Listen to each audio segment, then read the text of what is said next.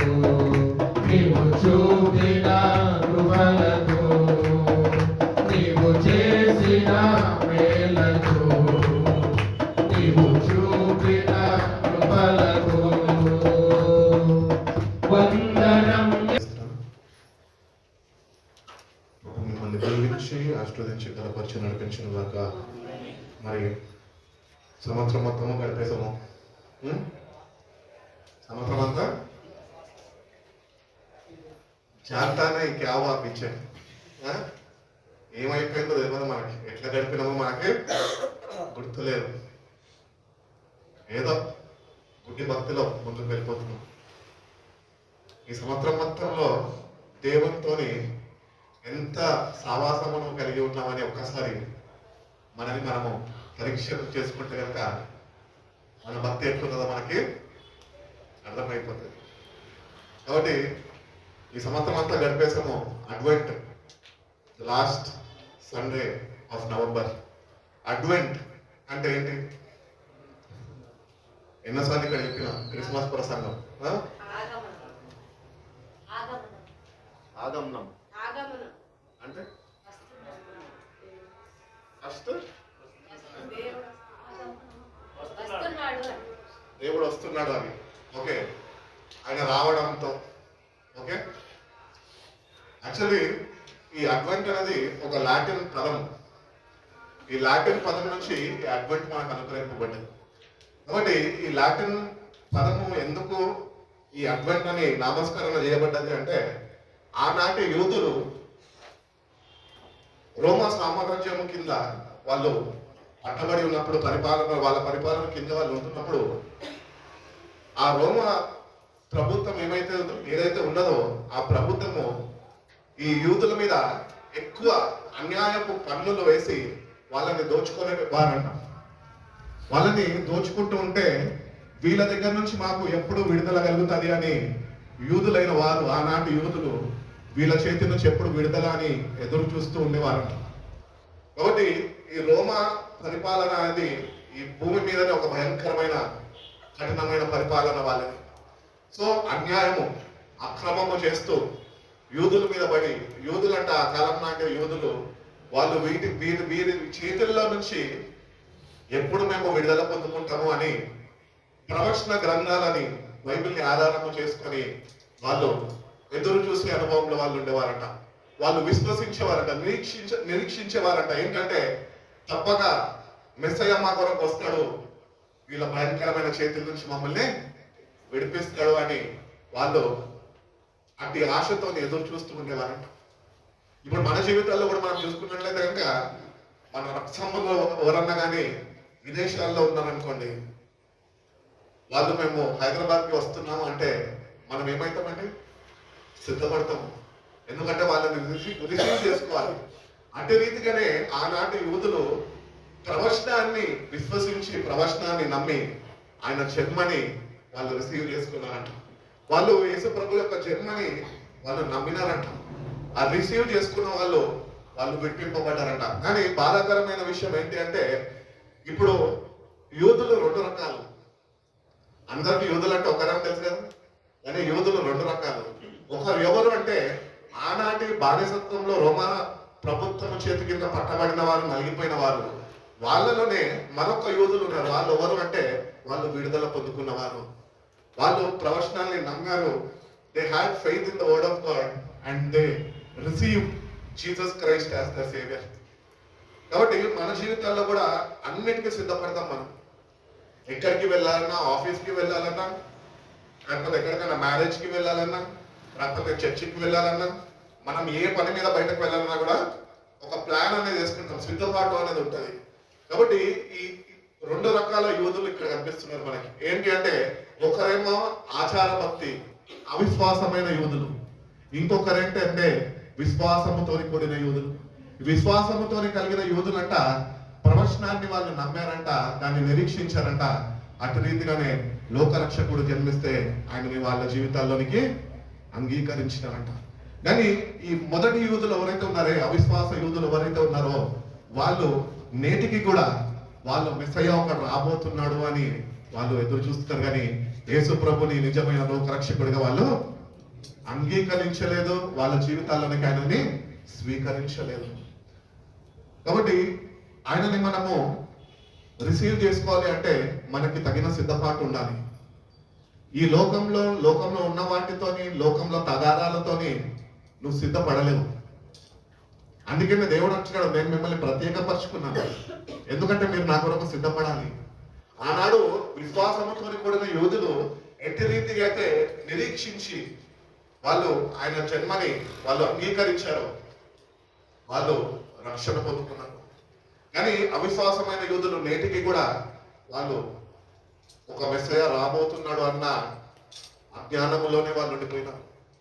కాబట్టి మన జీవితాల్లో కూడా క్రైస్తవుల జీవితము కొనసాగించేస్తున్నాము.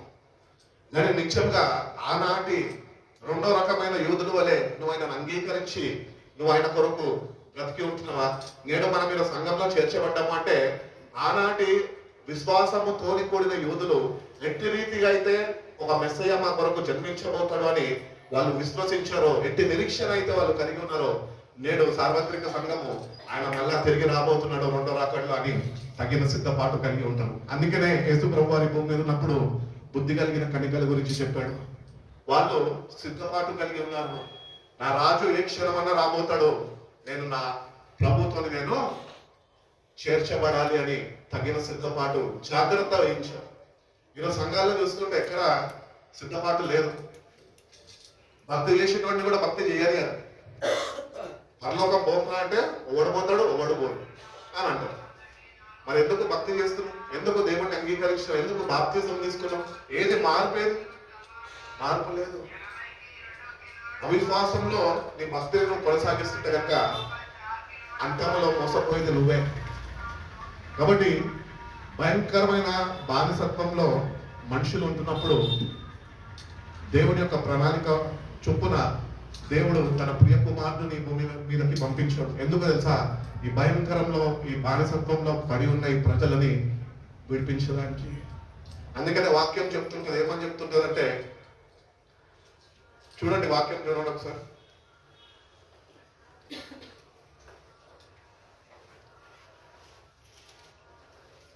యెషయా గ్రంథము 9వ అధ్యాయము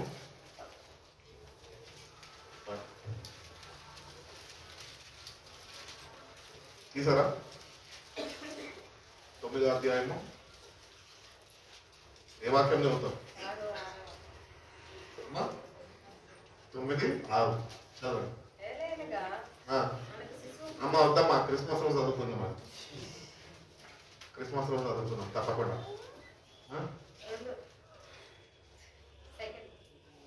సెకండ్ ఓకే చదవండి. చీకటిలో నడుచుచున్న జనులు గొప్ప వెలుగును చూచుచున్నారు. ఆ మరణ ఛాయ కలిగిన దేశ నివాసుల వల్ల వెలుగు ప్రకాశించు. కాబట్టి ఇక్కడ వాక్యం చెప్తుంది చీకటిలో ఉన్నారండి ప్రజలు. కానీ ఎందరైతే నిరీక్షణతోని వాళ్ళు విశ్వసించారో వాళ్ళు వెలుగుమయముగా మార్చబడ్డారు. ఎందుకంటే వెలుగు వాళ్ళ మీద ఉదయించింది, వాళ్ళ జీవితాలు మార్పు చెందినారు. కాబట్టి మన జీవితాల్లో ఈరోజు మనల్ని మనం సరి చూసుకుంటే కనుక ఒకసారి మనం ఇంకా ఎట్లుంటున్నాం తెలుసా? ప్రకృతి సంబంధులుగా, చీకటి సంబంధులుగా, చీకటిలోనే జీవిస్తున్నాము. అందుకనే యెషయా గ్రంథంలో అంటాడు కదా, 60వ అధ్యాయం ఒకసారి చదవండి. ఏమంటాడు? 60వ అధ్యాయం 1వ వాక్యం. నీకు వెలుగు వచ్చి ఉన్నది, లెమ్ము తేజరిల్లుము, యెహోవా మహిమ నీ మీద ఉదయించను. కాబట్టి లేమంటున్నాడు దేవుడు. ఇంకెంత కాలం నువ్వు చీకట్లో బతుకుతావు? లే. నువ్వు ఎప్పుడైతే నువ్వు వేరుపరచుకొని లోకంలో నుంచి క్రీస్తు కొరకు నువ్వు ఎప్పుడైతే ఒక తీర్మానం కలిగి నువ్వు నా ప్రభు కొరకు జీవిస్తాను తీర్మానము కలిగి నువ్వు ముందుకి నడవగలుగుతావో అప్పుడు ఆయన మహిమ నీ మీద ఉదయిస్తుందంట. ఇది రక్షణ అంటే. రక్షణ అంటే నీళ్ళలో మునగడం కాదు రక్షణ. నీ పాత జీవితాన్ని విడిచిపెట్టి కొత్త జీవితము ప్రభుత్వం నేను ప్రారంభించడమే ఆయన మహిమతో మనం నింపబడము.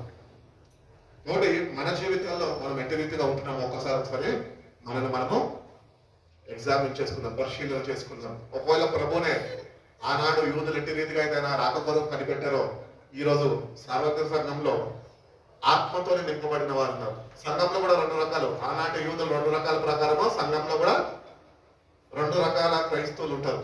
ఒకరేమో క్రైస్తవులు, ఇంకొకరేమో ఆత్మీయులు. నువ్వు క్రైస్తవుడుగా ఉండి నీ భక్తిని కొనసాగిస్తున్నావా, అది నీ ఇష్టం. లే నువ్వు ఆత్మీయుడుగా మారబడి దేవుని ఆత్మని పొందుకొని ఆయన రాక కొరకు సిద్ధపడతావా, అది నీ ఇష్టం. దేవుడు రెండు మన ముందే పెట్టాడు. అందుకనే పాత ధర్మశాస్త్రంలో మనకు చెప్తూ ఉంటాడు కదా, మోషే ధర్మశాస్త్రంలో ఏమంటూ ఉంటాడు, మీ ముందు నేను ఆశీర్వాదాలు ఉంచాను, నేను శాపం కూడా ఉంచాను, జీవం ఉంచాను, మరణం ఉంచాను, అది మీ ఇష్టం. కాబట్టి ఈరోజు నువ్వు వాక్యం అనే అర్థంలో నువ్వు సరి చూసుకుంటే, నువ్వు జీవంలో ఉన్నవా, మరణంలో ఉన్నవా, నువ్వు ఈ భూమి మీద కన్నం వస్తే ఎక్కడ కళ్ళు తెరుస్తావు, నీ క్లారిటీ కనిపిస్తుంది అక్కడ. కాబట్టి ఈరోజు ఎటు వెళ్ళిపోతున్నావు? ఈ లోకంలో వస్తున్న కొన్ని కష్టాలకి, శ్రమలకి, బాధలకి వెలుగుని విడిచిపెట్టి చీకటిని సాంగత్యం కలిగి మనం ఎట్లా జీవిస్తున్నాం? ఒక్కసారి మనము సరి చూసుకుందాం. ఎందుకంటే ఎందరైతే ఆయన కొరకు ఎదురు చూసారో వాళ్ళు నూతన బలం పొందుకున్నారు. ఎందరైతే ఆయన వైపు చూసారో వాళ్ళని ఆయన రక్షించుకున్నారు. ఈరోజు నువ్వు కూడా నిజంగా నీ జీవితంలో ఆయన వైపు చూడాలంటే కనుక ఆ రక్షణ అనుభవం దేవుడు నీకు అనుగ్రహించాలని ఆశపడుతున్నాను. ఒక పాట పాడుకొని మనం వాక్యంలోకి వెళ్దాం. పాపం రాజేష్ రా పాడమని చెప్పి కూర్చోబెట్టేసిన ఇక్కడ అందరికి వచ్చిన పాటనే కలిసి పాడుకున్నాం. యేసేన పరిహారి ప్రియ యేసేన పరిహారి నా జీవిత కాలమెల్లా ప్రియ ప్రభువేన పరిహారి నా జీవిత కాలమెల్లా ప్రియ ప్రభువేన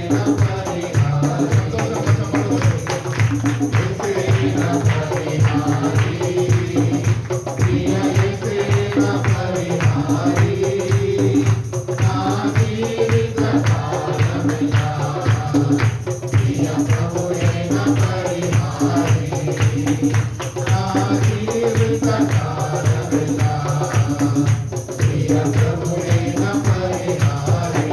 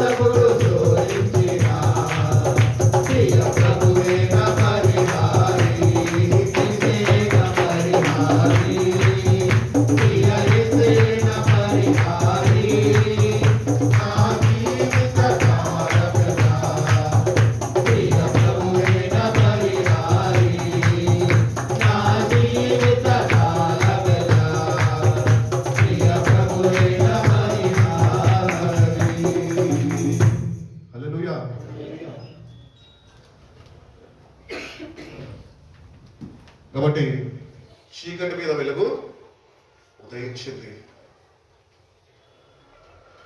ఒకప్పుడు మనము చీకటి సంబంధము అని వాక్యం చదివిస్తుంది. ఒకసారి మనం ఎగ్జామిన్ చేసుకుందాము. Are you still in the darkness? నువ్వు ఇంకా చీకటి సంబంధంగానే ఉంటున్నావా? లేకపోతే దేవుని ప్రేమని పొందుకొని ఆయనలో నువ్వు బలపరచబడుతూ ముందుకి నడిపింపబడుతున్నావా? ఆయన రాక కొరకు నువ్వు తగిన సిద్ధపాటు కలిగి జీవిస్తున్నావా? ఒకసారి మనము సరి చూసుకుందాం. కాబట్టి యేసు ప్రభు వారి జన్మ ఆ టైంలో వాళ్ళు దే హ్యాడ్ హోప్, వాళ్ళకి నిరీక్షణ ఉండే. ఏంటి అంటే, మేముంటున్న ఈ బంధకాల నుంచి మాకు విడుదల కలుగుతుంది, మా కొరకు ఒకడు జన్మించబోతున్నాడు అని వాళ్ళు they waited for the deliverance. వాళ్ళు ఆ విడుదల కొరకు వాళ్ళు వేచి ఉన్నారంట. ఆయన పుట్టడము వాళ్ళు విడుదలను పొందుకున్నారు. అటు విశ్వాసంతో వాళ్ళు నింపబడ్డారు, అటు ఆత్మతోని వాళ్ళు నింపబడ్డారు. కాబట్టి ఈ ఫస్ట్ క్యాండిల్ మనము అంటించాం కదా, హోప్ అనే క్యాండిల్. ఈ క్యాండిల్ మనము అంటించడానికి అర్థం ఏంటి అంటే, ఇట్ ఇస్ ప్రిపరేషన్, ఒక సిద్ధపాటు నీకు ఉండాలి. చాలా సంఘాల్లో కొంతమంది అనుభవం ఉన్న వారు పెద్దవాళ్ళు చెప్తూ ఉంటారు ఏంటంటే, ప్రతి ఒక్క కుటుంబంలో కూడా వెలిగింపబడాలి.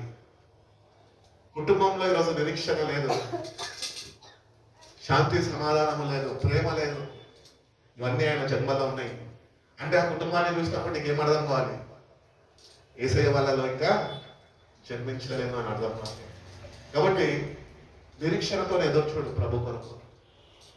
ప్రభు నీ కొరకు జన్మించాడు దేనికి తెలుసా?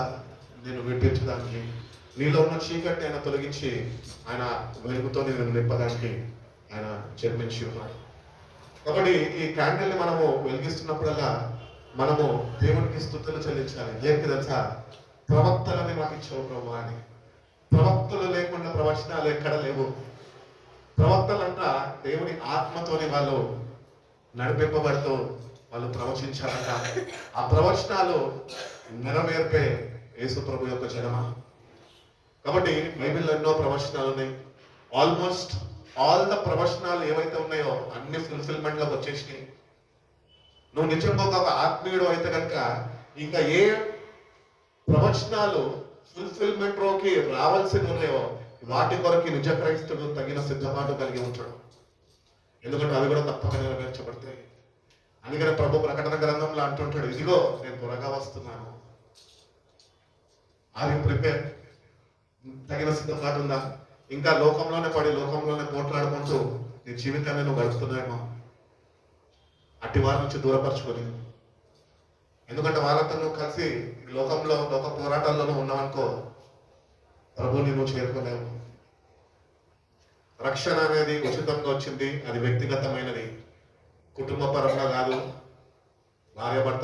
భార్య రక్షణ భార్యదే, భర్త రక్షణ భార్య, తల్లిదండ్రుల రక్షణ వాళ్ళదే. కాబట్టి నువ్వు ఈరోజు నిజమైన నిరీక్షణ కలిగి నీ ప్రభువుని కొరకు వచ్చాడు, నీకు విడుదల కలుగజేశాడు, తన రక్తాన్ని చిందించాడు, తన ప్రాణాన్ని దారిపోసాడు. ఇప్పుడు నువ్వు ఏ బంధకాల మధ్యనైతే సతమతమైపోతున్నావో వీటి నుంచి ఆయన విడిపించడానికి ఆయన తిరిగి రాబోతున్నాడు, న్యాయ పరిపాలన చేయడానికి రాబోతున్నాడు. కాబట్టి ఈ అడ్వెంట్ లో మనము ఎప్పుడు ప్రతి సంవత్సరము ఈ అడ్వెంట్ ని సెలబ్రేట్ చేసుకుంటూ ఆచార భక్తిలోనే ఉండిపోతున్నాం, కానీ అసలైన భక్తిలోకి నడిపింపబడలేకపోతున్నాం. అసలైన భక్తి అంటే ఏంటి తెలుసా? అడ్వెంట్. మన జీవితంలో అడ్వెంట్ చర్చ జరపడం కాదు, వ్యక్తిగతంగా నువ్వు జరుపుకోవాలి. నీ అంతటా నువ్వు ప్రవచనాల్ని నమ్మాలి, ప్రవక్తల మాటలు నమ్మాలి, దేవుడు నీ కొరకు జన్మించాడు నమ్మాలి, నీ కొరకు ప్రాణం పెట్టాడు, నిన్ను విడిపించాడు, నీలో ఉన్న చీకటిని తొలగించాడు, ఆయన నిన్ను వెలిగించాడు. ఈ లోకంలో నేను వెలుగై ఉన్నాను అన్నాడు. అలా కొద్దిగా కింద అధ్యాయంలోకి యోహాను సువార్త 8వ అధ్యాయంలో అంటాడు, మీరు ఈ లోకానికి వెలుగై ఉన్నారు అంటున్నాడు. నువ్వు ఈరోజు లోకంలో వెలుగుగా కానీ నువ్వు జీవించకపోతే కనుక నువ్వు అపవాది సంబంధివి. నిన్ను చీకటి ఏలుతున్నది. ఆ చీకటి నుంచి నువ్వు విడుదల పొందుకోవాలి అని దేవుడు ఆశిస్తున్నాడు. నువ్వు దేవుని మీద నిరీక్షణ ఉంచగలితే ఆనాడు ఇశ్రాయేలు ప్రజలని బంధకాల నుంచి ఎట్టి రీతిగా ఆయన విడిపించాడు. నేడు నువ్వు ఉంటున్న పట్టబడి ఉన్న చీకటి నుంచి దేవుడు తప్పక నీకుంటున్న నిరీక్షణను బట్టి ఆయన నీకు విడుదల కలుగజేస్తా అంటున్నాడు. ఈరోజు విడిపింపబడాలి, అదే నిరీక్షణతోని ఆయన రాక కొరకు మనము ఎదురు చూసే వారమై ఉండాలి. ఎందుకంటే ఆయన త్వరగా వస్తున్నాడు. ఎవరు క్రియలు చొప్పున వానికి జీతం ఇవ్వడానికి వస్తున్నాడు అంట. కాబట్టి ఈ వాక్యాలన్నీ మనం చదువుతున్నప్పుడు let us concentrate and prepare our self. సరిదిద్దుకుందాం మన జీవితాన్ని మనం సరిదిద్దుకుందాం. ఎందుకంటే ఈ లోకంలో పక్కన వాళ్ళతో పోరాడితే ఇద్దరు కలిసి నరకానికి పోతాం. కానీ నీ జీవితాన్ని నువ్వు సరి చూసుకొని, నీ లోపాలను నువ్వు సరి చూసుకొని సరిదిద్దుకుంటే రేపు ఒక యజమానుడు రాబోతున్నాడు. ఆయనకి నువ్వు లెక్క చెప్పడానికి నీ దగ్గర సరైన సమాధానము అనేది ఆన్సర్ అనేది ఉంటుంది. ఈరోజు ఆయన వస్తున్నాడు. ప్రతి ఒక్కరిని నన్ను అడుగుతాడు, భీమరావుని అడుగుతాడు, సతీష్ని అడుగుతాడు, జాష్వాని అడుగుతాడు, గిరీష్ని అడుగుతాడు, రాజేష్ని అడుగుతాడు, నెహమ్యాని అడుగుతాడు. ఇక్కడ కూర్చున్న ప్రతి ఒక్కరిని అడుగుతాడు ఆయన. ఈ జీవితాన్ని నువ్వు సరి చేసుకోకుండా ఏదో క్రిస్మస్ సీజన్ వచ్చింది, చర్చిలో అడ్వెంట్ చేస్తారు, అడ్వెంట్ చేసేసుకుంటున్నాము, అయిపోయింది, సెల్ఫీలు తీసుకోవడం కాదు అడ్వెంట్. నీ జీవితంలో అడ్వెంట్ ప్రారంభం అవ్వాలి. అటు నిరీక్షణను దేవుని మీద కలిగి ఉండాలి. ఈరోజు నిరీక్షణ లేకుండా ఎంతమంది క్రైస్తవులు ఉన్నారండి? ఎందుకు నిరీక్షణ లేదు వాళ్ళకి? అందుకని పౌలు కూడా అంటూ ఉంటాడు, నిరీక్షణ అనేది ఇతరుల వల్ల మీరు దుఃఖించేద్దాం అంటున్నాడు. దేనికి దుఃఖిస్తున్నావు? ప్రభు చెప్పాడు కదా శ్రేష్టమైన మాటలు, నీ కొరకు నీ పిల్లల కొరకు ఏడవే, నా గురించి కాదు. నా గురించి మీరు ఏడవాల్సిన అవసరం లేదు. నేను పెట్టడానికి నా ప్రాణం, మిమ్మల్ని రక్షించడానికి మాత్రమే వచ్చాను నేను. మరి ఈరోజు దేనికి ఏడుస్తున్నాం? ఇది లేదు, అది లేదు, నా జీవితం ఇట్లుంది, నా జీవితం ఇట్లా అయిపోయింది అంటే ఇంటి వారందరూ నిరీక్షణ లేని వారు అని బైబిల్ చెప్తున్నది. దేవుని అందు నిరీక్షణ ఉంచు. నా ప్రాణమా నాలో నువ్వు ఎలా కృంగి ఉన్నావు, దేవుని మీద నమ్మిక ఉంచు అని కీర్తనకారులు చెప్తున్నాడు. ఈరోజు నిత్యంగా దేవుని వైపు చూసిన వ్యక్తివేనా నువ్వు? దేవుని మీద ఆధారపడే వ్యక్తివేనా? ప్రభు నీ కొరకు వచ్చాడు, నిన్ను విడిపించాడు, నిన్ను వెలిగించాడు. ఆయన మళ్ళీ తిరిగి ఆయన నీ కొరకు రాబోతున్నాడు, ఆ పరలోక పట్టణంకి నువ్వు తీసుకోబోతున్నాడు అన్న నిరీక్షణ నీకున్నదా? పత్రికలు చూస్తే మళ్ళా దేవుడు మనకి ఏమని గురించాడు కదా, శుభప్రదమైన నిరీక్షణ. It's blessed hope which God has given us. యేసుక్రీస్తు బలియాగమం ద్వారా ఈ నిరీక్షణ కాస్త శుభప్రదముగా మారిపోయింది. ఈ లోకం శాశ్వతం కాదు, ఈ లోకంలో ఉన్నవారు శాశ్వతం కాదు. కానీ మీకంటే ఒక గమ్యస్థానం ఉన్నది. ఏర్పరచబడ్డ వాడు కనుక నిన్ను సరిచూసుకో, ఒకసారి జాగ్రత్త వహించు. నీ యాత్ర ముగింపబడినాక నువ్వు ఎక్కడ చేరుకోబోతున్నావు? దేవుడు చూస్తా నిరీక్షణ, యోగ్యుంది నిరీక్షణ. నా శరీరం క్షీణించిపోయినా నేను మళ్ళా ఆయన కళారమైన చూస్తా అంటాడు. అది నీకుందా? లేదు, సస్త నరకం పోతావు, అక్కడికి పోతావు. ఎక్కడికి పోను, వేరే అడ్రస్ ఉండదు నీకు. నిరీక్షణ లేకుండా జీవించద్దు క్రైస్తవుడుగా. నిరీక్షణ కలిగి క్రీస్తు రక్తంలో కడగబడు, మారు మనసు చెందు, దేవునితో ఎట్టి సావాసంలో నిలిచి ఉండాలో నేర్చుకో, అటు సావాసంలో నడిపింపబడు. ప్రవక్తలు దేవునితో సావాసం కలిగి ఉన్నారు కనుకనే ఆత్మపూర్ణులై వాళ్ళు ప్రవచించగలిగారు. యేసు ప్రభు కూడా ఈ భూమి మీదకి వచ్చి శిలువ మరణాన్ని పొందుకున్నాడంటే ఆయన ఆత్మ బలము ద్వారానే ఆయన జరిగించగలిగాడు.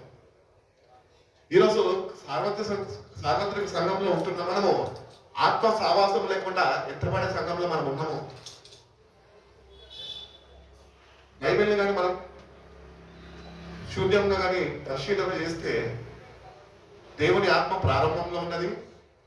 మధ్యకాలంలో ఎక్కడైతే న్యాయాధిపతుల వరకు వచ్చారో న్యాయాధిపతుల దగ్గర నుంచి ముందంతా నాయకులు ఉన్నారు, వాళ్ళని నడిపించింది దేవుని ఆత్మ.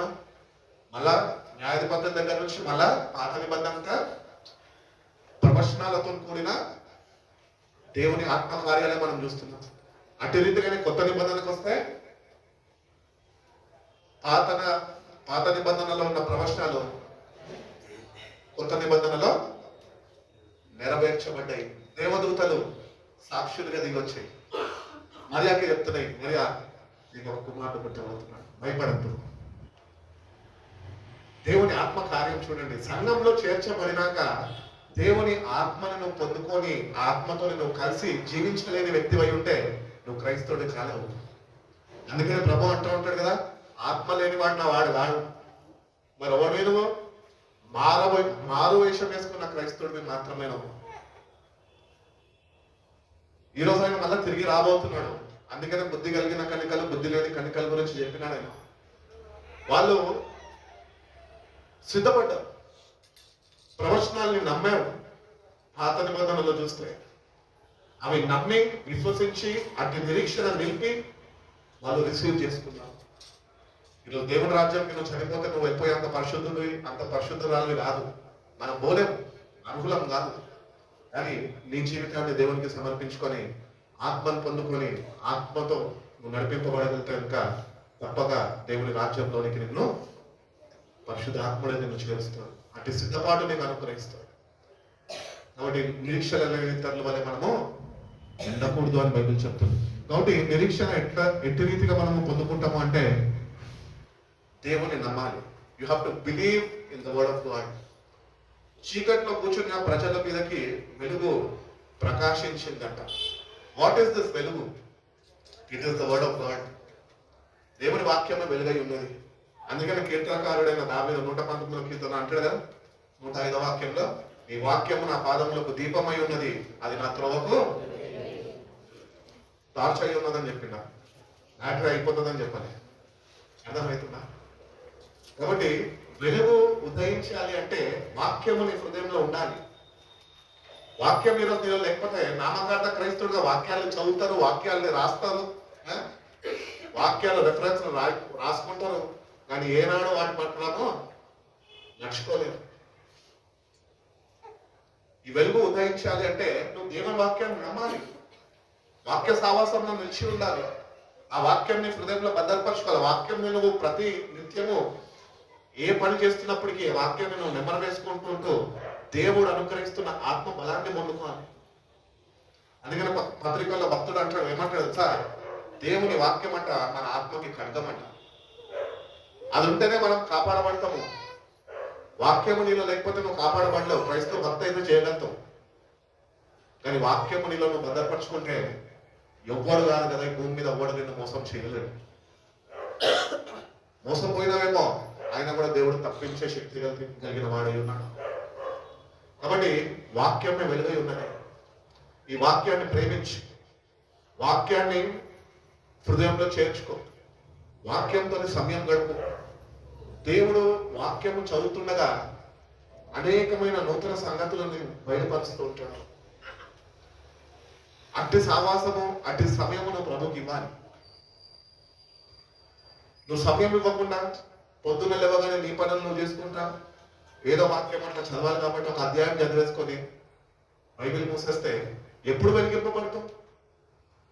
వాక్యము నీలో ఉంటేనే, ఆ వాక్యాన్ని నువ్వు విశ్వసించగలితేనే, ఆయన మాటల మీద నువ్వు నిరీక్షణ ఉంచగలితేనే పరిశుద్ధాత్మ దేవుడు నిన్ను నడిపించగలుగుతావు.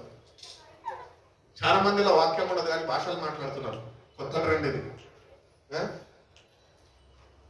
తెలుగులో ఒక సామెత ఉంటుంది కదా, చుట్ట పొడిస్తే కూత రాదు, నా అక్షరం ముక్క రాదు. నన్ను తింటేది మా తెలుగు టీచర్ అట్లనే, ఎందుకంటే అప్పాలు వచ్చేవి కాదు. ఈరోజు క్రైస్తవుల జీవితం అట్లనే ఉన్నది. వేరొక క్రైస్తవులు వాక్యం ఏడ చదువుతున్నారు, వాక్య ప్రకారం జీవితాలు ఎట్లా మార్చుకుంటున్నారు, ఎప్పుడు వెలిగింపబడతారు? మందిరాలు కావాలి లైట్లతో, కలర్ కలర్ లైట్లతో, అక్కడికి ఆకర్షింపబడుతున్నారు. ఎందుకు? ఎక్కడ వెలుగుంటుంది అక్కడ చీకటి ఉండలేదు. కాబట్టి నీ జీవితం ఎట్లున్నదో ఒక్కసారి మన జీవితం మనం చూసుకుందాం. వెలిగించు, వెలిగింపబడాలి.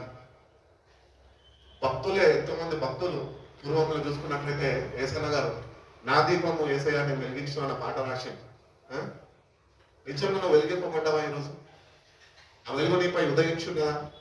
నీ జీవితంలో మార్పు చెందినావు, లేకపోతే ఇంకా దేవుని యందు విశ్వాసం లేక, నిరీక్షణ లేక నీ బ్రతుకుల కొట్టుకుంటూ ఆడుతున్నావా? ఇంకా దేవుని యందు నిరీక్షణ ఉంచి, చక్కటి పాట ఉంది, దేవుని యందు నిరీక్షణ ఉంచి ఆయనను స్తుతించు నా ప్రాణమా. నిజంగా పాట పాడుతున్నారు, నిజంగా దేవుళ్ళు ఆనందించగలుగుతున్నారు. వీళ్ళ కోపము, పగ, ప్రతీకారము, ద్వేషము, వీటన్నిటిలో నింపబడిపోయి, బంధకాలతో నింపబడిపోయి జీవిస్తున్నావే. దేవుడు అంటున్నాడు, లే నా వైపు తెగులు. ఏ వెలుగైతే వాళ్ళ మీద, చీకట్లో కూర్చున్న ప్రజల మీద ఉదయించిందో అదే వెలుగు ఈరోజు నీ చీకటి జీవితంలో అది నేను ప్రకాశింపజేస్తాను అంటున్నాను. కాబట్టి నేటికైనా జీవితం మార్చుకో, జీవితాలు మార్చుకోవాలి ప్రభు కొరకు. ఎవరు మన కొరకు ప్రాణం త్యాగం చేయలేదు. నిన్ను ప్రేమించడు కనుకనే తన ప్రాణాన్ని దారిపోతాడు. ఇంకా నువ్వు ఆయన ప్రేమను అర్థం చేసుకోక నువ్వు చేసేదే భక్తి అనుకొని మొండితనంతో ఉన్నావనుకో, నష్టపోయేది నువ్వే. కాబట్టి ప్రభువుని అడుగుదాం, ప్రభు నన్ను వెలిగించేయ్యా, నన్ను నడిపించేయ్యా. ప్రతిదినము మనం అడగాలి దేవుణ్ణి. ప్రతిదినము వాక్యముతో వెలిగింపబడాలి. ప్రతిదినము దేవుని యందు నువ్వు నిరీక్షణ కలిగి ఉండాలి. ప్రతిదినము నీ విశ్వాసంలో నువ్వు పెంపొందించబడుతూ ఉండాలి. ఆత్మీయ స్థితిలో నువ్వు బలపరచబడుతూ స్థిరపరచబడుతూ ఉండాలి. ఎందుకంటే స్థిరత్వం లేదు, స్థిరంగా లేదు. ఎందుకు? వాక్య సహవాసంలో నిలిచలేరు కనుకనే. కాబట్టి వాక్యాన్ని ప్రేమించు, అది నీ జీవితంలో నీకు వెలుగు నడుస్తుంది. వినేస్తే రాదు. నేను చాలాసార్లు ఒకటి ఏమంటారు అనిపిస్తూ ఉంటుంది. ఏంటంటే భక్తి చేసేటోళ్ళందరూ ఈ మధ్యన బైబిల్తో సావాసం లేదు వాళ్ళకి, యూట్యూబ్తో సావాసం ఉన్నది. యూట్యూబ్లో సావాసం, సేవకులు వాక్యాలు చెప్తారు, వీళ్ళు వింటారు. ఆడు వీళ్ళని చూడాడు, ఈడు వాళ్ళని చూడాడు. అది వినేసి భక్తి పరులం అనుకుంటారు. ఎక్కడి నుంచి వస్తుంది భక్తి? ఎవరు నేర్పిస్తాడు భక్తి? ప్రభుత్వమే సమయం గడుపు, ప్రభు నేర్పిస్తాడు భక్తి. వాక్యంతో సమయం గడుపు. ఒక ఎగ్జామ్ రాయడానికి ప్రిపరేషన్ అవుతున్నప్పుడు ఆ ఎగ్జామ్ నెగ్గాలని చెప్పి గంటలు పోయి కోచింగ్ సెంటర్లో కూర్చొని చదువుతలేదా? మరి క్రైస్తవ జీవితంలో వాక్యంతో సమయం గడపడానికి ఎందుకు అంత నిర్లక్ష్య స్వభావము? ఎందుకు అంత ఆసక్తి లేదు నీలో? ఎందుకు దేవుడిని ప్రేమించలేని వాడిగా ఉంటున్నావు? ఒక్కసారి నిన్ను సరి చూసుకో, మనం సరి చూసుకుందాం ఒకసారి. నువ్వు వెలిగింపబడాలంటే, నీ మీద వెలుగు ఉదయించాలన్నా కూడా నువ్వు వాక్యంతో గడిపే క్రైస్తవుడుగా ఉండాలి. ఫోన్ల మీద వినేస్తే అవ్వదు అని. ఫోన్ల మీద పాటలు వినేసి నేను దేవుని స్తుతిస్తున్నా అంటే కాదు. ఇక్కడ కొంతమంది ఉండేటోళ్ళు ఒక కాలంలో వాళ్ళు వచ్చి బలిపీఠం దగ్గర మోకరించేటోళ్ళు, చెవులు ఇయర్ ఫోన్స్ పెట్టుకొని పాటలు వినేటోళ్ళు. నాకు అర్థమయ్యేది కాదు వాళ్ళని చూసి. వీడు నిజంగా దేవుని సన్నిధికి వచ్చి ప్రార్థన చేస్తుండా, పాటలు వింటుండా, లేకపోతే దేవుతో నన్ను మాట్లాడుతుండా? అర్థమయ్యేదే కాదు నాకు. ఇది మన జీవితాలు కూడా అట్లనే ఉన్నాయి. వాక్యం చదవం, వాక్యం చదువుతున్నా, ఎట్లా చదువుతున్నారు? ఎట్లా చదవమంటున్నాడు దేవుడు? పూర్ణ హృదయం దాని మీద పెట్టమంటున్నాడు. మనం పూర్ణ హృదయం దాని మీద పెట్టాము. నువ్వు దాని మీద పెట్టినప్పుడు నువ్వు వెలిగింపబడలేవు. కాబట్టి సరి చూసుకో, ఒక్కసారి సరి చూసుకొని జీవితాన్ని. వాక్య సహవాసం ఉందా? ఈ బైబిల్ ఎట్లున్నది? నీ బైబిల్ కండిషన్ చెప్తాను నువ్వు ఎంత భక్తి చేస్తావు. కొంతమంది భక్తి చెయ్యకుండానే పాత బైబిల్ పట్టుకుంటారు. ఎందుకు? మేము ఆల్రెడీ చదివిస్తున్నాం. ఉన్న వాస్తవం చెప్పాలంటే నేను మొమ్మాట పడబందిగా. మన మధ్యలో గుంటూరు శాలం గారు ఉన్నారు కదా, శాలం నా వాక్యం చెప్తాడు కదా ఇక్కడికి వచ్చి, గుంటూరు శాలమే రాజు గారు. ఆయన నాకు వచ్చి ఒకసారి ప్రకటన చూస్తాను, అన్నాను బైబిల్ ఎన్నిసార్లు చదివినాను? నేను చదవలేదు శాలేమని, నేను 14 సార్లు చదివినా అన్నాడు. మారిపోయిందిరా అని ఆయన. చదివేస్తే సరిపోదు, నీ జీవితంలో అది అప్లై చేయాలి, రూపాంతరం చెందాలి, నీ జీవితము మార్పు చెందాలి.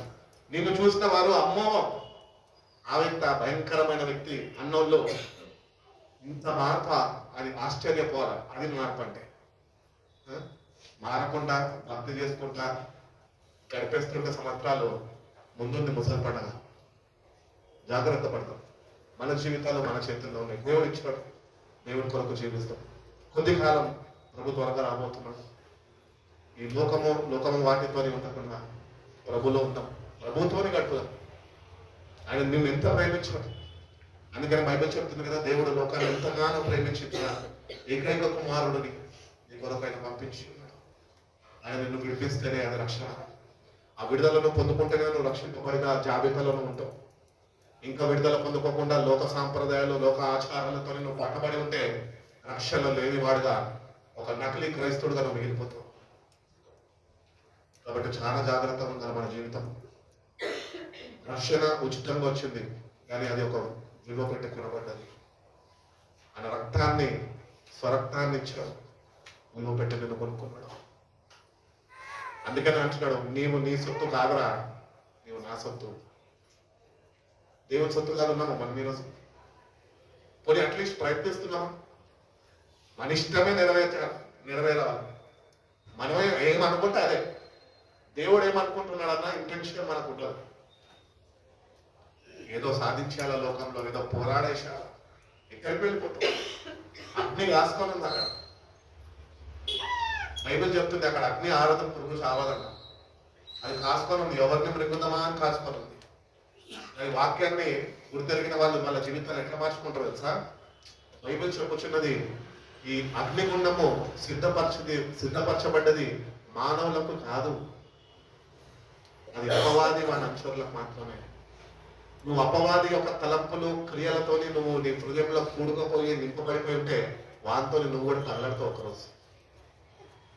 వేర్పరచుకో. ఈరోజు కన్నా నిరీక్షణతో దేవుని వైపు అడుగు. దేవుణ్ణి, అన్న భయంకరమైన రెండో మరణం నుంచి నన్ను తప్పించేదానికే కదా నువ్వు వచ్చేది భూమి మీదకి. నన్ను తప్పించు, నిజమైన మారుమనసు నాకు దయచు, నిజమైన రక్షణ ఆనందము నన్ను పుట్టించు. దావీదు అంటారుగా, పోగొట్టుకున్న దేవుని సావాసంలో ఉన్నప్పుడు, ప్రవక్త ద్వారా గద్దింపబడినప్పుడు 51వ కీర్తన అంటాడు, ఏమంటాడు? నీ రక్షణ ఆనందము నాలో మళ్ళా పుట్టించు అంటే పోయింది, అది లేదు, పోగొట్టుకున్నాడు. ఈరోజు మన జీవితాలు కూడా అంతే. రక్షింపబడ్డము, బట్ దర్ ఇస్ నో రక్షణ. ఏది రక్షణానందం? ఏది? నీ వ్యక్తిగత జీవితం లేదు. నీ వ్యక్తిగత జీవితంలో నీకుంటే నీ కుటుంబంలో ఉండడానికి సాహసిస్తావు. నీకు వ్యక్తిగతంగా నీకు లేదు, ఇంక కుటుంబంలో నేను బట్టి ఉంటుందా? ఉండదు. ఉన్న వాళ్ళు కూడా కోల్పోతారు. అందుకనే జాగ్రత్తగా చూసుకో. దేవుడు శుభప్రదమైన నిరీక్షణ మనకిచ్చి ఉన్నాడు. దేవుని వాక్యం నేను నమ్ము, దేవుని వాక్యాన్ని ప్రేమించు, దేవుని వాక్యానికి లోబడి జీవించడం నేర్చు. అప్పుడే రక్షణ బాటలో దేవుడు నిన్ను నడిపించగలుగుతాం. మనం చూసుకున్నట్లయితే కనుక లూకా సువార్త 1వ అధ్యాయము 79వ వాక్యం వస్తుంది.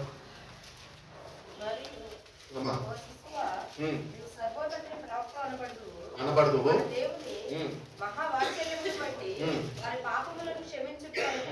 తన ప్రజలకు రక్షణ జ్ఞానము ఆయన అనుగ్రహించినట్లు ఆయన మార్గములను సిద్ధపరచుటకై నీవు ప్రభువులకు ముందుగా నడుతుంది.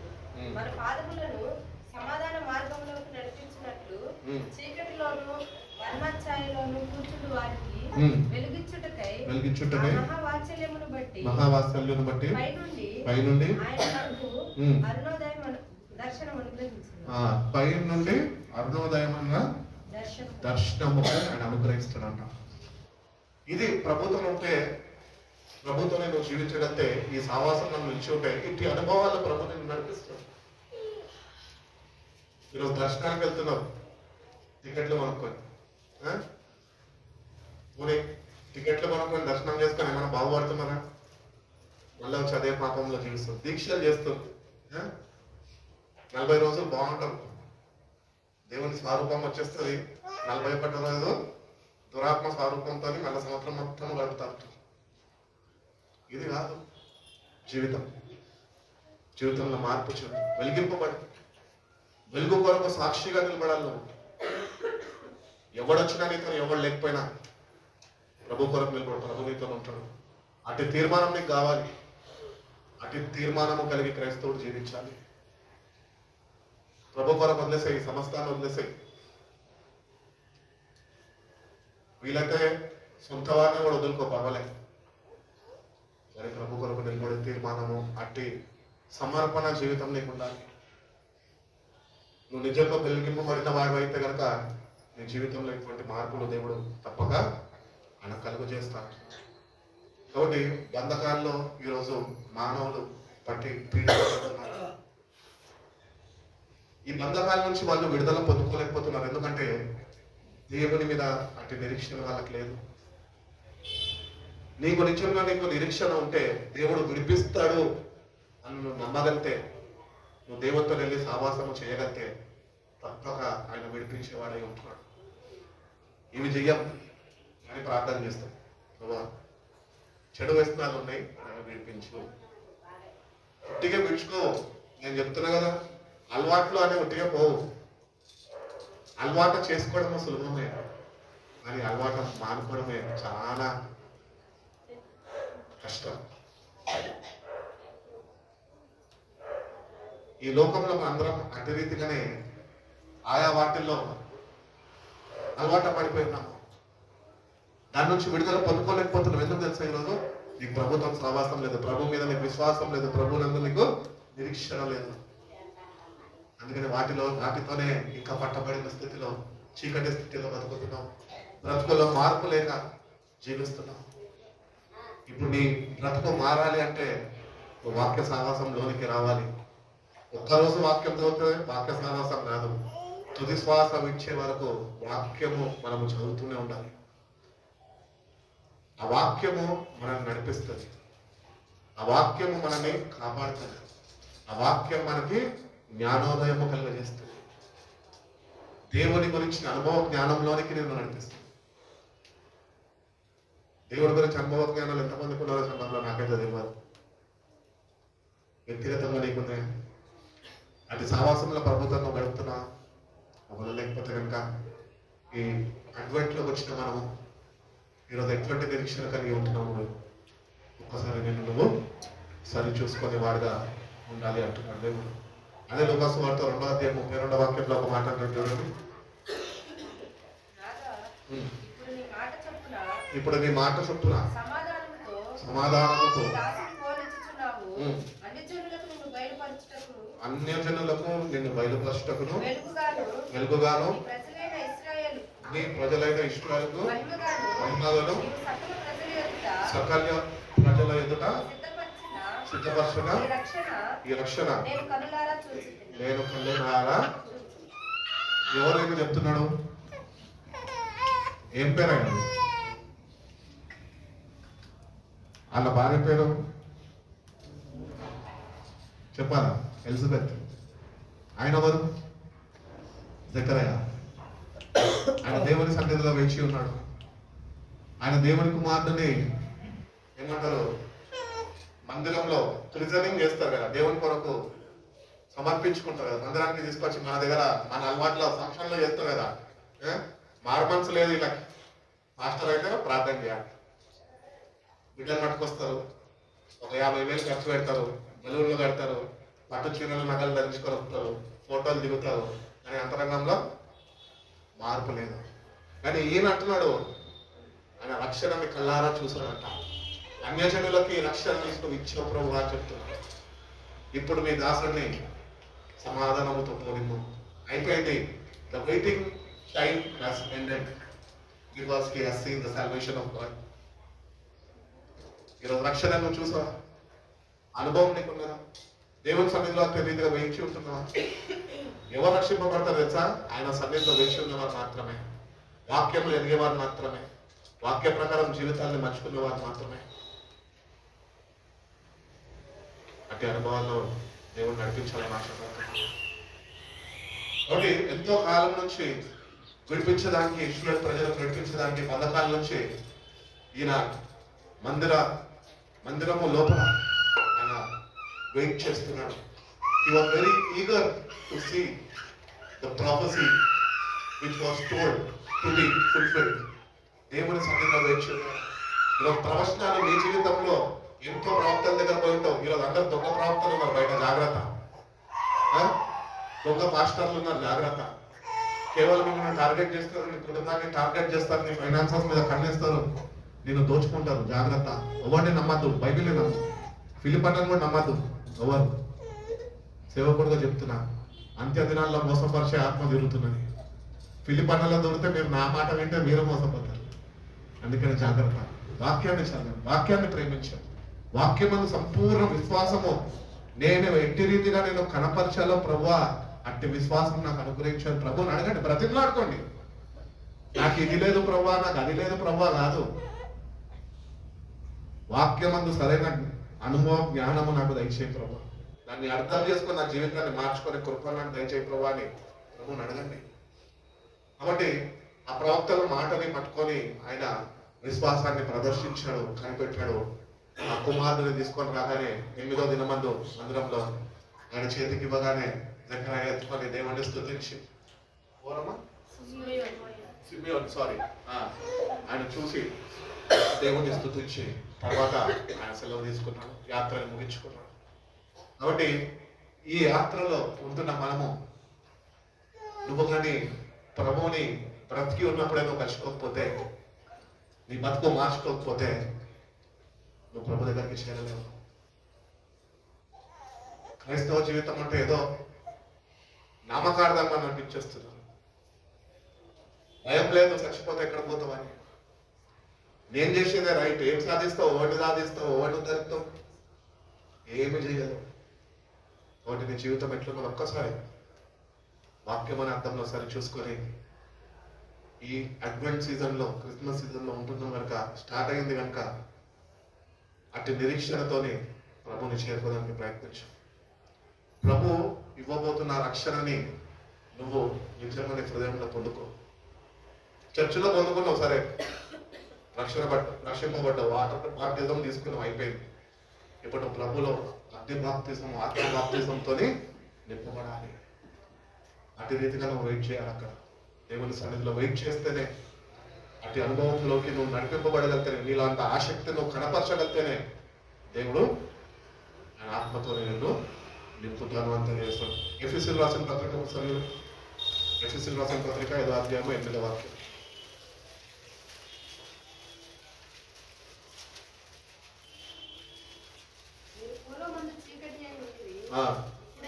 ఇప్పుడైతే ప్రభువునందు వెలుగై ఉన్నారు, మంచితనము నీతి సత్యమని వాడిలో కనబడుచున్నది. కాబట్టి మీరు ఒకప్పుడు చీకటి సంబంధులే, అంటే ఇప్పటికీ కూడా క్లారిటీ కావాలి మనకి, కానీ మీరు ఆయనలో మీరు వెలుగై ఉన్నారు. ఎందుకంటే ఆయన వెలుగై ఉన్నాడు. If you are in Christ you are the light. ఈరోజు నువ్వు వెలుగుగా లేకుండా ఇంకా చీకటిగానే మిగిలిపోతున్నావు అంటే నువ్వు క్రీస్తులో లేవు, లోకంలో ఉంటున్నావు. లోకంలో ఉన్న వాళ్ళందరూ బైబిల్ చెప్తున్నది ప్రకృతి సంబంధులు. వాక్యము రక్షణ బాటలో ఉన్న వాళ్ళందరూ ఆత్మ సంబంధులు. ఈరోజు ఏ సంబంధులుగానే ఉంటున్నావు? కొంతమంది అటు ఉన్నారు, ఇటు ఉన్నారు, తేడాగానిలాగా ఉంటారు. 0.5 ఉంటారు కదా, వాళ్ళలాగా ఉంటారు. ఇటు పోతే ఇటు భక్తి చేస్తారు, అటు పోతే అటు ఉంటారు. అటు రీతిగా కాదు మన జీవితం. మార్చుకుందాం. దేవుని యందు సంపూర్ణమైన నిరీక్షణ కలిగి, దేవా నన్ను నీతో క్షమించేయ, ఇంతకాలము నేను ఆచారాలు గడిపేశాను, నేను ఇప్పుడు నిజమైన రక్షణ మాటలు నడుచుకోవడానికి ఇష్టపడుతున్నాను, నన్ను నడిపించు అని దేవుడిని అడిగితే కనుక దేవుడు తప్పక నన్ను ఆయన నడిపిస్తాను అని ఆయన తెలియజేస్తున్నాను. రోమీయులకు రాసిన పత్రిక 15వ అధ్యాయము 12 నుంచి 13 వాక్యాలు ఒకసారి వచ్చారు.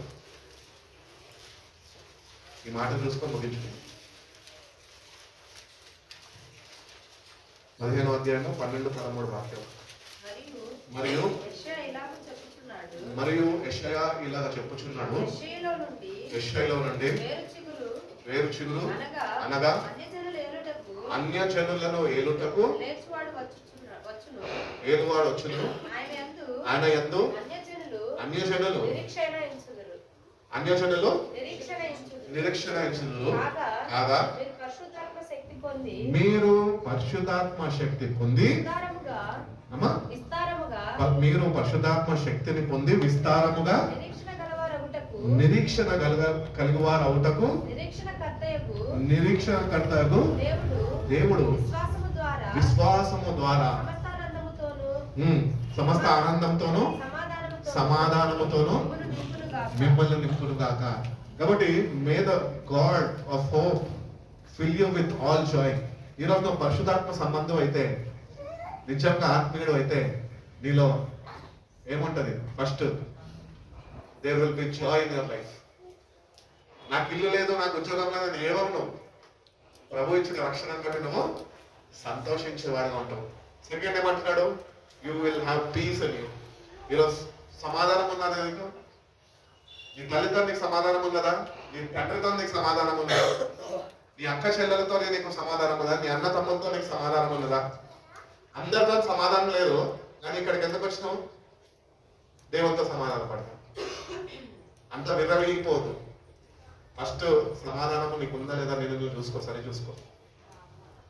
ఇక్కడ దేవుడు చెప్తున్నాడు, హోప్, జాయ్ అండ్ పీస్ ఆయన యందు మనము నమ్మిక ఉంచినప్పుడు వస్తాయి అవి. అంత మాత్రమే కాక you will be overflowed with hope by the power of the Holy Spirit. పరిశుద్ధాత్మ శక్తి ద్వారానే ఈ శాంతి, సమాధానము, ఈ రక్షణ, ఆనందము మనకి అనుగ్రహింపబడుతుంది. ఇవి నీ జీవితంలో లేవు అంటే నువ్వు క్రైస్తవుడే కాలేవు. ఆత్మ సంబంధంగా నువ్వు గుర్తింపు పొందుకోలేవు. ఎందుకంటే పరిశుద్ధాత్మ మూలంగానే ఇవన్నీ మనకు అనుగ్రహింపబడతాయి. నువ్వు ఆయన ఎందుకు విశ్వసిస్తుండగా. ఎప్పటి వరకు విశ్వాసం నింపాలి? ఆయనని చేరేంత వరకు నువ్వు విశ్వాసంలో చెదర్చబడద్దు, కదల్చబడద్దు, నిలకడగా ప్రభువుని చేరు. అందుకనే హెబ్రీయులకు రాసిన పత్రికలు అంటాడు, విశ్వాసాన్ని కొనసాగించు, క్రీస్తు వైపు చూచుచు. ఆయన విశ్వాసానికి కర్త అంట. He is the author of faith. దాన్ని కొనసాగించేవాడు పరిశుద్ధాత్ముడు. మనలో ఉండి మనం కొనసాగిస్తాం. అప్పుడు ఈ సంతోషము, సమాధానము, ఆ నిరీక్షణ ద్వారా నీకు అనుగ్రహింపబడతాయి. ఈరోజు అవన్నీ లేకుండా నువ్వు భక్తి చేస్తున్నావేమో, భక్తి చేసే క్రైస్తవుడుగా నువ్వు మిగిలిపోయి ఉన్నావేమో. ఈరోజు దేవుని దగ్గరకు వచ్చినామో, దావీదు పశ్చాత్తాపడినట్టు నీ పాప జీవితాన్ని ఒకసారి జ్ఞాపకం చేసుకుని పశ్చాత్తాపడు దేవుని దగ్గర. ప్రభా, ఏ స్థితిలో ఉండాల్సింది ఈ స్థితిలోకి నన్ను తీసుకొచ్చావయ్యా, ఎంత నువ్వు నన్ను ప్రేమిస్తున్నావయ్యా అని కన్నీళ్లతో ప్రభు పాదాలు కడగడం నేర్చుకోవాలి. వీళ్ళ దగ్గర పోయి ఏడుస్తారు, వాళ్ళ దగ్గరికి పోయి ఏడుస్తారు, వాళ్ళ దగ్గరికి పోయి ఏడుస్తారు.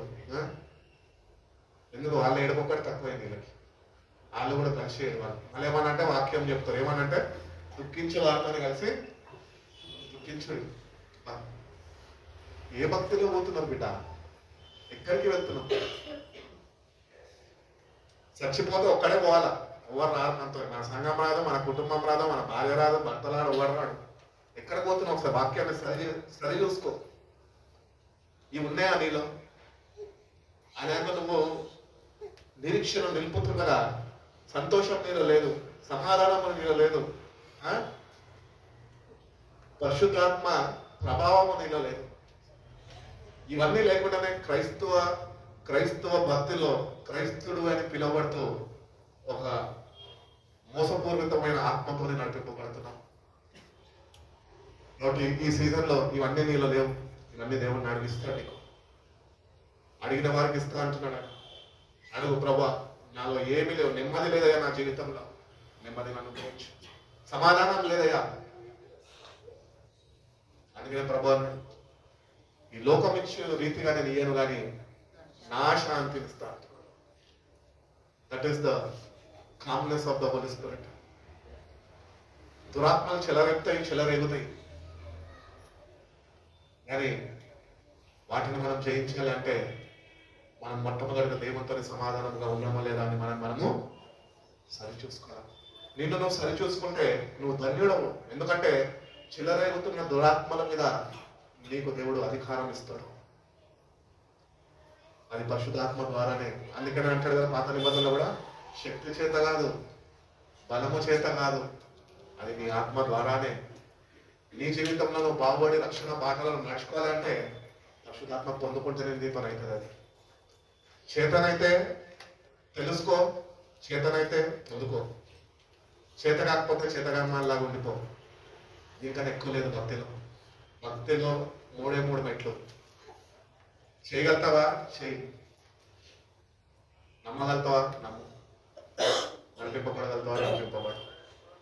ఈ సావాసంలో నిలిచి కూడా మారు వేషం వేసుకున్న వెలుగు దూత కూడా ప్రభువుని నేనే అంటది. మనకన్నా ఎక్కువ వాక్యము తెలిసినది అది. అందుకనే అపవాది గురించి అందరు చెప్తూ ఉంటారు. ఏమంటే చాలా మంది క్రైస్తవులు ఈరోజు పాస్టర్లకు పిలువబడతారు.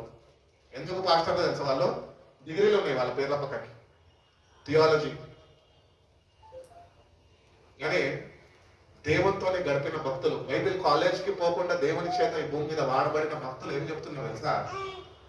Who is the biggest theologian in this world అంటే వాడు సాటనే. ఎందుకంటే వాడికి పరలోకం తెలుసు, వాడికి నరకం తెలుసు, వాటికి దేవుని వాక్యం తెలుసు, దేవుని ఆత్మ తెలుసు. మనకేం తెలుసు? ఏమి తెలియదు. వాళ్ళని తీసుకొని వస్తారు, పెద్ద పెద్ద డిగ్రీలు సన్మానాలు చేసి కానీ అవి చదువులు చదివారని చెప్పి కూర్చోబెట్టి దేవునికి ఇవ్వాల్సిన మర్యాద గౌరవాలు వాళ్ళు దోచుకుంటున్నారు. వాళ్ళు సేవకులు ఈరోజు. అటువంటి వారే మనకు ముద్దు. ఖండించి బోధించి బుద్ధి చెప్పే వాళ్ళు మనకు అక్కర్లే. అలవాటు పడిపోయినాం అట్టి రీతిగా. అందుకనే నేటి కన్నా ఈ అడ్వెంట్ సీజన్లో ప్రవేశించున్నాం కనుక దేవుని అంత నిరీక్షణ ఉంచు. నా జీవితంలో నన్ను మారాలని ఆశిస్తున్నా ప్రభావ, నన్ను మార్చు ప్రభావ. నేను దేవుడిని అడిగితే అటు నిరీక్షణ నువ్వు దేవుని మీద నిలపగలితే తప్పక మార్పు నీకు ఆయన కలుగజేస్తాడు. దేవుని సమాధానంతో నువ్వు ఉండగలుగుతావు, సంతోషంగా జీవించగలుగుతావు, పరిశుద్ధాత్మ నడిపింపులో నువ్వు నడిపింపగలుగుతావు. దేవుడు అటువంటి కృప అందరికీ అనుగ్రహించి మనం బలపరిచి నడిపించిన దాకా కళ్ళు మూసుకున్నాం. చిన్న ప్రార్థన చేస్తాం. పరిశుద్ధంగా ప్రేమ కలిగిన గొప్ప తండ్రి మమ్మల్ని గారు ప్రేమించి మన దినము ప్రభా ఇటు రీతిగా రావడంలో కూరుకొని ప్రభా ఈ నామంలో స్తుతించే గొప్ప భాగ్యము ధన్యకరమైన జీవితాన్ని నేను మాకు దయచేస్తున్న విధానం బట్టి మీకు స్తోత్రం ప్రభా. వచ్చి ఉన్న మేము ప్రభా మార్పు లేని వారిగా ప్రభా మేము ఉంటున్నాం. మేము ఒక్కసారి మమ్మల్ని జ్ఞాపకం చేసుకుంటే నిజమైన మారు మనసునైనా మాకు దయచేయండి. నీ అందునైనా ఎట్టి నిరీక్షణ మేము కలిగి ఉండాలి ప్రభా. అటు సావాసంలో మీరు మమ్మల్ని నడిపించండి. అటు వాక్య సావాసంలో నిలిచి ఉండే కృపను మా ప్రతి ఒక్కరికి మీరు దయచేయండి. నీ అందు నమ్మిక ఉంచిన వాడు ఎప్పుడునైనా సిగ్గుపడడాన్ని వాక్యం సెలవిస్తుంది. ఈ క్రిస్మస్ సీజన్లోకి నైనా మేము ప్రవేశించినట్లుగా ప్రభావ మా నిరీక్షణను మేము సరి చూసుకునే కృపను దయచేయండి. అటు సావాసంలో నిలిచిన కృపను దయచేయండి. నీ అందునైనా సంపూర్ణమైన నిరీక్షణ మేము కలిగి ఉండి ప్రభా మీరు మా కొరకు వచ్చారు, రక్షణను అనుగ్రహించారు, మళ్ళీ తిరిగి రాబోతున్నదా ఆ నిరీక్షణతోని ప్రభా మీరు రాక కొరకు ఎదురు చూసే కృపను దయచేయండి. కొద్ది కాలం ఈ భూమి మీద జీవిస్తున్న మేము నేను శాంతితో సమాధానంతో ప్రభా రక్షణ ఆనందంతో నేను ఎట్టి రీతిగా మేము మా జీవితాన్ని గడపాలో ప్రభా మీరు మాకు నేర్పించండి. అటు ఆత్మ సహాయాన్ని మాకు అనుగ్రహించండి. నెమ్మది లేని జీవితానికి నెమ్మది అనుగ్రహించండి. మీరే బిడ్డలకి తోడుగా ఉండండి. ఎక్కువ సమయం ప్రభా ఈ కాలంలో నీతో గడిపేవారుగా ప్రభా ఏ క్షణమైనా మీరు రాబోతున్నారు ప్రభా. అటువంటి భయమునైనా మేము కలిగి జీవించే కృపను మీరు మా ప్రతి ఒక్కరికి మీరు దయచేయండి.